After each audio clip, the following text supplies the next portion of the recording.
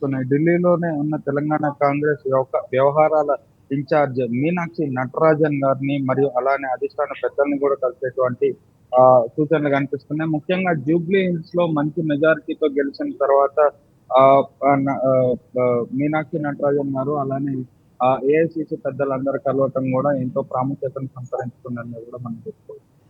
అయితే శ్రీకర్, ఢిల్లీకి అయితే కాంగ్రెస్ పెద్దలు ఇప్పటికే అక్కడికి వెళ్తున్నట్లయితే తెలుస్తుంది. అయితే దీని వెనకాల ప్రధాన ఉద్దేశం ఏంటి? వీరిని కలిసిన తర్వాత ఏ అంశాలు ప్రస్తావనకు వచ్చే అవకాశాలు కనిపిస్తున్నాయి? ఎందుకంటే జూబ్లీ హిల్స్లో మెజార్టీతో 24,000 చిలుకు మెజార్టీతో గెలిచిన అనంతరం తొలిసారిగా అక్కడికి వెళ్ళడం జరిగింది. మరి దీనికి సంబంధించి ఏ అంశాలు ప్రస్తావనకు వచ్చే అవకాశాలు కనిపిస్తున్నాయి శ్రీకర్?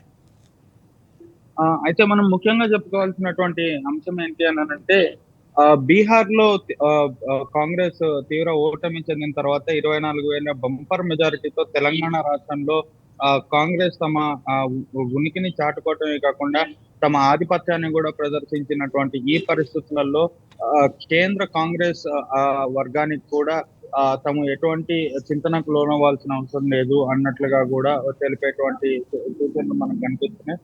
ముఖ్యంగా చెప్పాలంటే తెలంగాణ రాష్ట్రం కాంగ్రెస్ ప్రభుత్వం మీద ప్రతిపక్షాలు జల్లుతున్నటువంటి బురద ఏదైతే ఉందో కాంగ్రెస్ మీద గ్రౌండ్ లెవెల్లో పూర్తి వ్యతిరేకత ఉంది. ఖచ్చితంగా వచ్చేసారి బీఆర్ఎస్ గవర్నమెంట్ వస్తుందని ఏదైతే బీఆర్ఎస్ నేతలు ప్రగల్భాలు పలికారో వాటిని అన్నింటినీ కూడా చిత్తు చేసి నవీన్ యాదవ్ 24,000 పైచిలకు బంపర్ మెజారిటీతో గెలవడం ఏదైతే ఉందో ఇదంతా కూడా కాంగ్రెస్ ప్రభుత్వం తెలంగాణలో ఉండే కాంగ్రెస్ ప్రభుత్వానికి తెలంగాణ ప్రజలు ఇచ్చినటువంటి భరోసాగా కూడా తెలిపేటువంటి సూచనలు మనకు కనిపిస్తున్నాయి. ముఖ్యంగా చెప్పాలంటే ఏఐసిసికి పిసిసి ఇచ్చినటువంటి ఒక గిఫ్ట్ గా కూడా నవీన్ యాదవ్ గెలుపుని చూపించేటువంటి సూచనలు కూడా మనకు కనిపిస్తాయి.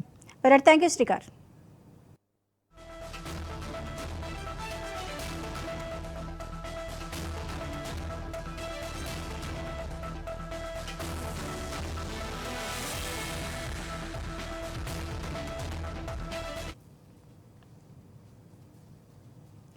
విశాఖలో రెండో రోజు సిఐఏ సదస్సు అట్టహాసంగా జరుగుతుంది.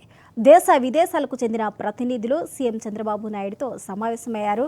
ఎల్జీకేమ్ అట్మాస్ఫియర్ కోర్ అధిపతులు, ఇఫ్కో కార్డియో క్రూయిజెస్, సుమిటో బ్యాంకింగ్ కార్పొరేషన్ ప్రతినిధులతో సీఎం చర్చలు జరిపారు. ముఖ్యమంత్రి చంద్రబాబు రేమాండ్కు వర్చువల్గా శంకుస్థాపన చేశారు. ఈ కార్యక్రమానికి Raymond group managing director Gautam Maini, ఆ సంస్థ corporate development head Jatin Khanna, మంత్రి టీసీ భరత్ హాజరయ్యారు. రాప్తాడులో 497 కోట్ల వ్యయంతో సిల్వర్ స్పార్క్ అప్రస్ మ్యానుఫ్యాక్చరింగ్ పార్కును రేమండ్ గ్రూప్ ఏర్పాటు చేస్తుంది. అనంతరం జిల్లా గుడిపల్లిలో 441 కోట్లతో ఆటో కాంపోనెంట్ మ్యానుఫ్యాక్చరింగ్ ప్లాంట్ ఏర్పాటు కూడా చేయనున్నారు.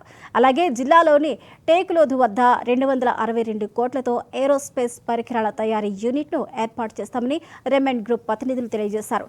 మొత్తంగా 1,201 కోట్ల పెట్టుబడులతో 3 వేరువేరు పరిశ్రమల ఏర్పాటు ద్వారా 6,500 మందికి ప్రత్యక్షంగా ఉద్యోగ అవకాశాలు కల్పించనున్నారు. Investment of 441 crores, creating 4,096 jobs. Already Kia Motor plant is located in that vicinity. It is next to that. Third project is an aerospace component manufacturing plant worth about 262 crores, capable of creating 900 jobs in Tekulodu in Anantapur district. This will all put together 1202 crores, 6,500 jobs. We have promised that we will provide 20 lakh jobs. I am confident, I am very happy by today evening we will cross 20 lakh investment for the last 18 months. We are going to create 20 lakhs plus jobs within 3 years, 4 years time. Raymond is known for their brand, precision, and also perfection. Even execution, they promised me by 27 they are going to complete all 3 projects.